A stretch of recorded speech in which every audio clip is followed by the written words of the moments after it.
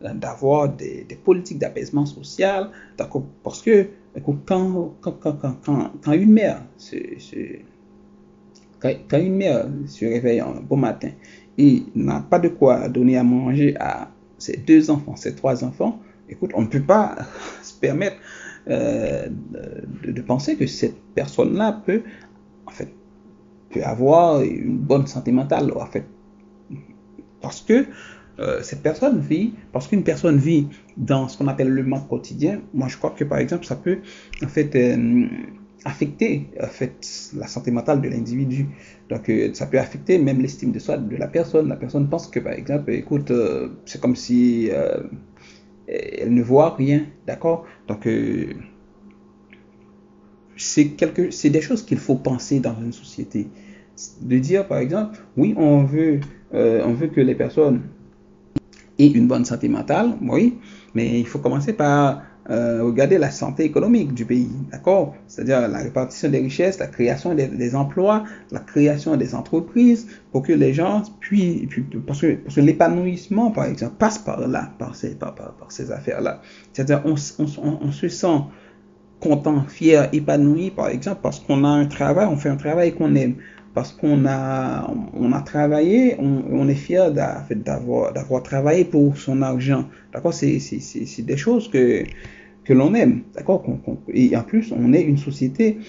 Les gens, moi, je connais pas les Haïtiens comme des paresseux, je connais les Haïtiens comme des travailleurs, des rudes travailleurs, quand ils sont à l'étranger, et quand ils sont chez eux aussi, il faut aller voir les paysans dans les mondes, en fait, qui travaillaient très très dur, d'accord, et tous les jours et avec plaisir en plus.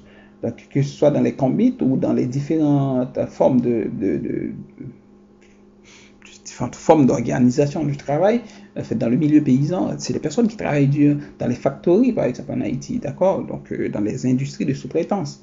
Il fallait voir ça, donc c'est des personnes écoute, qui donnent tout ce qu'ils ont, d'accord, pour qu'ils puissent avoir de quoi nourrir leur famille. Donc, quand on est dans cette situation-là, on complique plus que possible en fait, la vie sociale. Mais moi, j'ai une hypothèse. J'ai fait une conférence, c'était en 2021, ou je ne veux pas dire une bêtise, mais je pense que c'était en 2021.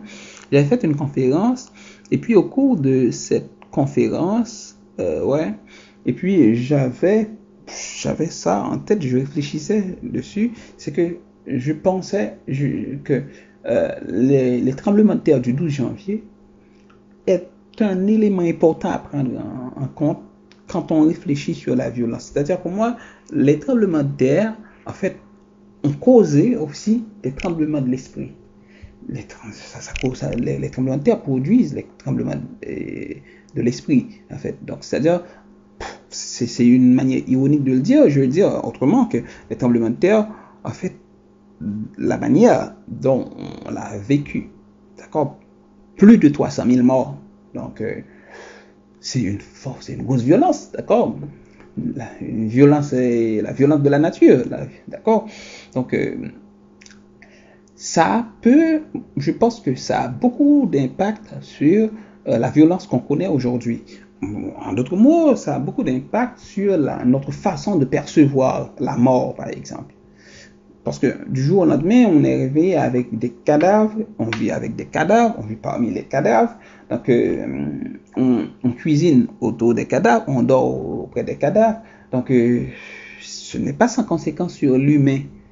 D'accord? Ce n'est pas sans conséquence sur l'humain. Donc, ça, c'est une forme de déshumanisation. En fait, mais en fait, combien d'entre nous, après ces événements, ont pu voir un psychologue, par exemple?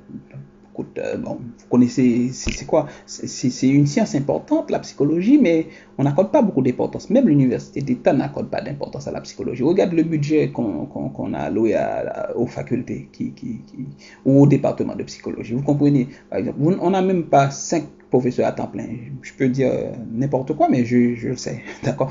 On n'a pas même 5 professeurs à temps plein à la faculté de technologie, au département de psychologie. Donc, c'est-à-dire, on dit carrément qu'on n'est pas intéressé à ça. Donc, en fait, combien de bourses qu'il y a, par exemple, que l'université d'État dispose pour les étudiants en psychologie, par exemple. Bon,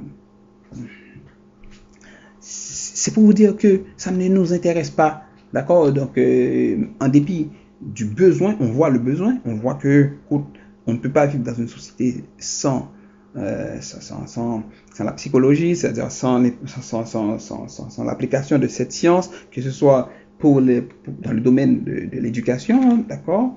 En fait, au niveau primaire, secondaire, et écoute, au niveau universitaire, par exemple, quand un étudiant, par exemple, il a des surcharges d'études, par exemple, il faut voir un spécialiste en santé mentale je dirais qui pourrait vous aider, parce qu'on peut aussi succomber dans la dépression, on peut avoir tellement, on peut avoir du mal. Donc, si ce n'est pas sans raison, par exemple, des universités, ils ont mis des cabinets, ou du moins des cliniques, en fait, de bien-être, d'accord, pour les étudiants. Donc, et ça, c'est important dans la mesure où, écoute, on en a besoin. Les professeurs, ils en ont besoin aussi. Il y a des professeurs, écoute, qui en ont besoin. Donc, les personnes qui travaillent, par exemple, chaque jour avec nous, je parle les personnels en fait, les membres du personnel administratif, par exemple. C'est des personnes qui ont besoin aussi des accompagnements.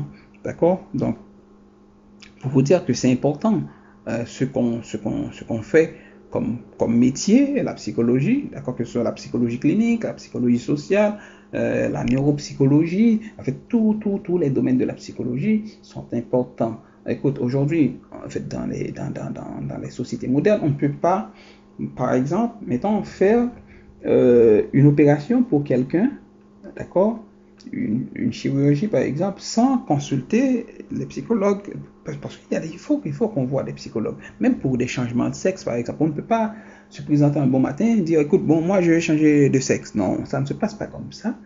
Il faut qu'il y ait des psychologues qui, écoute, après plusieurs séances, écoute, ils établissent des diagnostics, ils comprennent que oui, c'est correct, tu n'as aucun problème de santé mentale, parce que si tu as un problème de santé mentale, on ne peut pas le permettre de le faire non plus. Donc, il faut l'avis d'un psychologue, d'accord? Donc, c'est important tout ça. Donc, maintenant, la violence sociale se définit comme la privation de liberté individuelle. C'est-à-dire ce qu'on vit en Haïti, là, présentement, c'est une violence sociale. Elle peut manifester par des comportements ou des actions empêchant une personne ou un groupe de personnes, d'accord, d'accéder à certaines libertés, d'accord, ou d'être en relation avec les autres. Par exemple, il y a des étudiants à 7 heures, par exemple, il est 10 heures, qui ne peuvent pas se permettre d'aller acheter quelque chose. Bon, il y en a ceux qui ne peuvent pas le permettre, il y en a ceux qui ne peuvent même pas le penser. Là, on est dans un contexte difficile. Donc, il fut un temps, d'accord, il était 10 heures, là je te parle, moi je suis de la promotion 2006-2010, on appelle ça promotion 8 mars, d'accord. Écoute, on était en 2006-2010 là, d'accord, écoute, il était 9h, 10h, on est encore à la faculté, on blaguait, écoute, on buvait, d'accord, après la classe, après la fac, donc après les derniers cours, on reste, on épiloguait sur des sujets, on discutait, on débattait, et puis après c'est le temps de prendre, de manger ensemble, on mange ensemble, donc puis on reste là parce que en fait on n'avait pas envie d'aller chez soi, d'accord. Quand on s'en va chez soi, c'est vraiment pour dormir, rien que dormir. 10 heures, des personnes, j'avais des étudiants qui habitaient à Carrefour, donc c'est maintenant qu'il décide d'y aller. Il était 10 heures, donc vous voyez. Donc moi j'habitais un peu en fait sur la route de l'aéroport, donc 10 heures, parfois en fait je fais le reste du chemin à pied, d'accord, et c'était correct, donc c'était le fun. Donc là on est en 2006 quand même. Bon, pour vous dire quoi, c'est que personne ne m'empêchait de sortir à 10 heures par exemple, d'aller acheter du pain par exemple. D'accord, personne ne m'empêchait. D'accord. Quand j'arrive chez moi, je prends une douche. Écoute, parfois il faut sortir pour marcher un peu ou pour aller voir des amis, etc. On avait une vie sociale. Mais maintenant, cette vie sociale à laquelle on avait accès, écoute, c'est plus le cas, on n'en a plus accès. Donc on n'en a plus accès, c'est-à-dire ça, on est en train on est des victimes de cette violence, de ce type de violence, la violence sociale. Donc sur le plan conjugal, on dit ok, là ça peut se constituer dans le fait d'isoler sa conjointe ou son conjoint, d'accord, en dénigrant sa famille, ses proches, d'accord. C'est le fait d'isoler quelqu'un de ses propres parents, par exemple. En fait, il y a beaucoup de couples, d'accord, quand on est marié, écoute, maintenant, tu n'as plus le droit de voir maman, papa, d'accord? On essaie le plus possible de vous distancer de votre famille, d'accord? C'est des formes de violence sociale où vous n'avez pas le droit d'aller dans des activités que vous aimiez avant, Donc, mais écoute, c'est des formes de violence sociale. Donc, en ce sens, on peut dire que la violence sociale affecte aussi les enfants, tant sur le plan physique, social, émotionnel, et aussi à différents niveaux. Donc les enfants et les adolescents qui sont touchés par ce phénomène sont susceptibles d'éprouver un gros stress, d'accord, incontrôlable, chronique, ça peut affecter leur capacité et puis à réagir aux situations stressantes. Donc, en ce sens, on peut dire que la violence sociale, c'est tout ce qui affecte les relations sociales, d'accord, d'un individu. C'est-à-dire, c'est le fait que quelqu'un vous empêche par un moyen ou par un autre d'avoir accès à la vie sociale. D'accord. C'est parce que on est des êtres humains, on a un instinct de guerre, c'est normal pour nous en fait, de vivre avec les autres. Quand quelqu'un vous empêche d'avoir cette vie, d'avoir cette vie sociale, de mener votre vie sociale à bien, donc c'est-à-dire, et là on peut parler de ce qu'on appelle la violence sociale. Bon, maintenant, on va parler de la violence sexuelle. Bon, la violence sexuelle, elle est la plus redoutée et la moins dénoncée. Donc, parfois, on essaie même de la normaliser. Donc, vous savez qu'il y a des personnes qui vivent en couple, par exemple, qui n'ont jamais eu ce qu'on appelle de relations sexuelles consentantes. Non, c'est-à-dire il y a toujours soit l'homme, généralement, en fait, plus souvent, donc qui force la femme d'avoir des relations sexuelles. Donc, c'est des formes de violence sexuelle. La violence sexuelle aussi, ça peut prendre la forme d'autres formes un peu plus subtiles. Le fait, par exemple, que tu donnes des tapes à quelqu'un. En fait, par exemple, le fait de toucher quelqu'un volontairement, donc, en fait, sans la volonté de la personne, c'est de la violence sexuelle. Ça peut aussi le fait d'utiliser un mot, d'accord, mais ça peut être ça, d'accord. La violence sexuelle, d'accord, en fait, ça peut prendre plusieurs formes.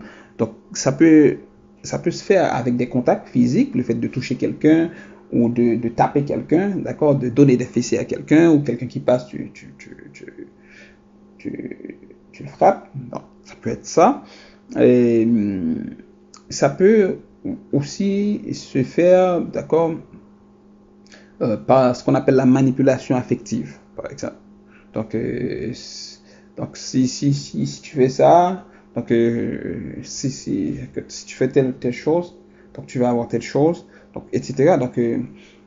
Donc ça peut aussi se faire par manipulation, la violence affective, la violence sexuelle. Donc ça peut être du chantage tout court. Donc on peut dire que la violence sexuelle, on peut prendre plusieurs exemples. J'ai énuméré pour vous une liste d'exemples. Donc ça peut être agresser sexuellement une personne ou la forcer à avoir une relation sexuelle, ce qu'on appelle en créole cadéjac, d'accord. Mais ça peut être le fait d'harceler quelqu'un, d'accord, ce qu'on appelle tisonnailler en créole. Donc sans pas, comment je peux dire ça, sans contact physique, d'accord. Mais en fait, c'est l'harcèlement par exemple. le harcèlement. Donc au travail, à l'école ou dans les rues, donc tu regardes la personne de manière, je dirais, euh, je sais pas, j'ai pas trouvé de mots, mais c'est genre, écoute, c'est comme on se dit, tu essaies de déshabiller la personne par ton regard, donc c'est des formes de violence sexuelle, d'accord? Donc le fait que tu vois la personne et tu essaies de manger tes lèvres aussi, d'accord? C'est des formes de violence sexuelle. Les attouchements sexuels contre le gré de la personne, donc c'est des violences sexuelles. Donc on apprend, on le sait tous, en fait, les camionneurs par exemple, donc les chauffeurs de camionnettes en Haïti, d'accord, camionneurs dans le contexte haïtien, en fait, quand des jeunes filles s'assient devant, ils ont tendance à déposer leurs mains par exemple sur la cuisse de la personne. Donc c'est des violences sexuelles, donc des appels obscènes par exemple, tu vois, donc tu dis des choses qui laissent des suppositions, mais tu sais bien que ça a des connotations sexuelles. Donc avoir des relations, d'accord, sexuelles avec un enfant, c'est une violence sexuelle qu'on appelle pédophilie, d'accord. Donc on n'a pas le droit d'avoir une relation sexuelle avec un enfant, même avec le consentement de l'enfant. Le consentement de l'enfant, ça tient pas. C'est-à-dire quelqu'un qui a moins de 18 ans, même si la personne est quand vous dites oui, je suis d'accord, mais non, une personne de moins de 18 ans n'a pas d'accord, n'a pas de consentement, d'accord, c'est-à-dire on ne tient pas compte de son consentement. Donc avec un enfant de son âge, un enfant, ça c'est autre chose, mais un adulte n'a pas le droit, on va le dire comme ça.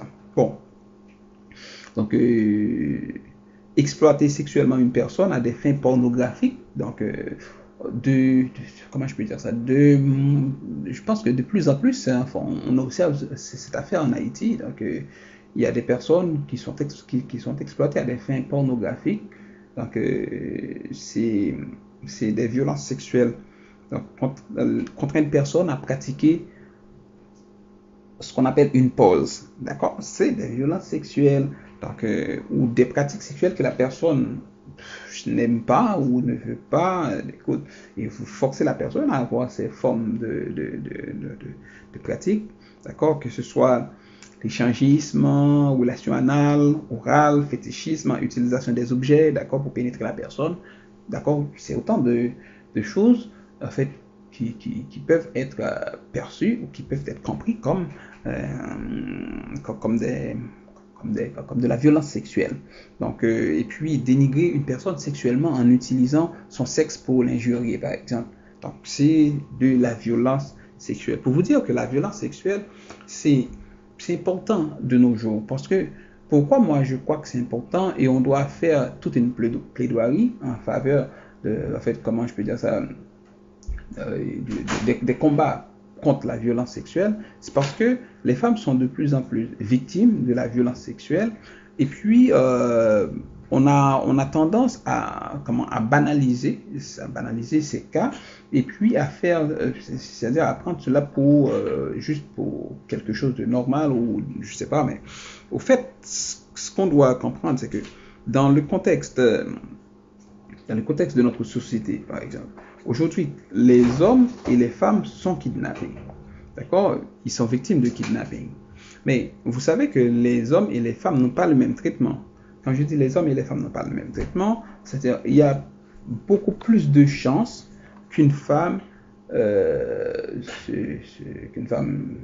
soit violée, par exemple. D'accord? Ou du moins pendant son enlèvement. Donc, c'est-à-dire la femme est 2 fois plus est victime doublement, d'accord.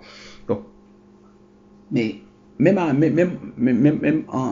au-delà du kidnapping, ou du moins en dehors du kidnapping, par exemple, en fait, Médecins sans frontières et la Hollande, par exemple, avait des chiffres en fait inquiétants. En fait, c'est des chiffres inquiétants sur la violence dont les femmes font l'objet. C'est-à-dire, quand on parle de la violence basée sur le genre, près de 97% des personnes qui sont victimes de la violence basée sur le genre, ce sont des femmes. Donc, c'est-à-dire les femmes, sont des cibles privilégiées de la violence en Haïti. Donc, quand on parle de la violence économique, Donc les femmes sont victimes. Quand on parle de la violence sociale, les femmes sont les principales victimes. Bon, écoute, dans les foyers, on le sait en Haïti, par exemple, on dit, écoute, tu ne fais pas sortir, d'accord, tu ne fais pas sortir telle heure. Donc c'est autant de choses. C'est-à-dire dans la construction même du genre, parce que vous savez que le genre, c'est un construit. C'est-à-dire on construit les femmes à ce qu'elles soient inférieures par rapport même d'abord même de la construction, et puis en fait l'université participe à ça, d'accord. Donc l'école primaire on participe à cela, donc l'école secondaire, écoutez, donc c'est-à-dire dans toute la trajectoire de la femme est minée de violence.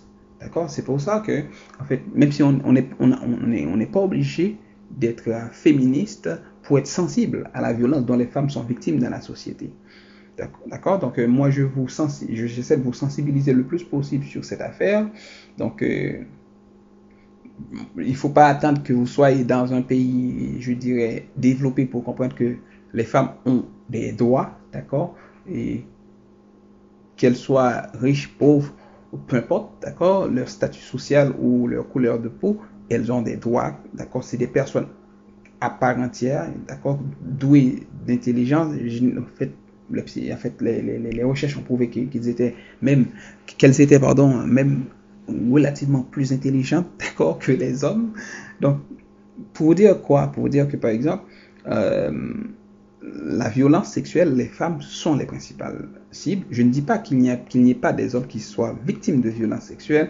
Bien sûr, je connais des cas où les hommes sont victimes aussi de violences sexuelles ou d'autres sortes de violences, par exemple la violence économique. Je pense qu'en Haïti, par exemple, les hommes sont les principales cibles, les principales victimes de la violence économique, par exemple. Donc, mais la violence sexuelle, par exemple, donc les femmes sont les principales victimes. Donc, et on doit dénoncer la violence sexuelle, que ce soit à l'université, par exemple, les femmes sont encore très très victimes. Donc il y a des histoires qui donnent des frissons, que ce soit à la faculté d'ethnologie ou dans d'autres facultés sciences humaines ou d'autres facultés, je sais pas, faculté de droit, un peu partout, parce qu'il n'y a jamais eu une politique, d'accord, pour protéger les femmes, d'accord, contre la violence, ce qu'on appelle en créole tisonaille, d'accord, harcèlement ou la violence sexuelle, par exemple. Donc, écoute, il faut vraiment qu'on arrive à la construction d'une société où les femmes peuvent se sentir à l'aise dans leur propre pays, à l'aise dans leur propre université, et puis qu'elles se sentent, qu'elles se sentent importantes, capables de faire des choses, par exemple. Quand on regarde la structure de l'université, pourquoi je parle toujours de l'université? Parce que l'université, c'est notre chez nous, donc c'est notre micro-société, donc et on est les élites, c'est à nous de donner le ton. Mais quand on regarde combien de professeurs femmes qu'on a, par exemple, dans le département de psychologie, dans le département de sociologie, combien de professeurs femmes qu'on a, par exemple. Bon, et je vous invite à aller regarder les chiffres, mais moi j'ai des chiffres qui font peur, par exemple, par rapport à ça. Pour vous dire que, par exemple, il n'y a aucune volonté de la part des dirigeants de l'université de construire ce qu'on appelle l'égalité des sexes dans ce qu'on appelle le milieu universitaire. Pour que, par exemple, qu'il y ait autant de femmes doyennes que doyens, qu'il y ait, par exemple, des femmes rectrices, d'accord? On en a connu, je crois qu'on avait une femme rectrice, peut-être. Ouais. Mais qu'on puisse avoir plus de femmes, d'accord, candidates au poste de recteur, qui deviennent rectrices, des femmes qui deviennent doyennes, des femmes qui deviennent chefs de département. Parce que moi, ce que j'arrive pas à comprendre, même si on a des femmes qui sont capables, moi je donne un exemple. Moi, l'une des personnes qui m'a beaucoup, en fait, qui m'a épaté, c'est la personne comment je peux dire, pour moi, qui est la personne la plus intelligente que j'ai croisée pendant mon parcours académique à la faculté d'ethnologie, par exemple, c'est une femme. C'est professeur Rose Esther, c'est elle qui a préfacé mon ouvrage sur la famille, identité et chrétienté. Mais écoute, une femme comme ça, on n'ouvre pas la voie pour elle, par exemple, dans la faculté. Donc, c'est un esprit brillant, D'accord? Donc, je connais pas beaucoup d'hommes qui sont comme ça. Mais ce qu'on fait, et quand on a ces femmes-là qui sont brillantes, très brillantes, très bonnes, en fait, on essaie écoute, de les cacher. D'accord? En fait, on ne va pas les inviter à présenter des conférences. D'accord? On ne va pas les donner plus de cours. On ne va pas les nommer à temps plein. Donc, c'est-à-dire, c'est parce que on est comme ça. Donc, on préfère d'avoir un homme idiot au lieu d'avoir une femme intelligente à un poste. Ouais, on préfère avoir un homme idiot. Donc, mais c'est un homme, d'accord? Au lieu d'avoir une femme intelligente. Donc, c'est-à-dire, il faut se défaire de ces pratiques. Donc, on va rester là pour aujourd'hui. Il est déjà 10 heures. Donc, puis on va continuer le cours une prochaine fois. Donc, ça va être sûrement samedi ou jeudi prochain.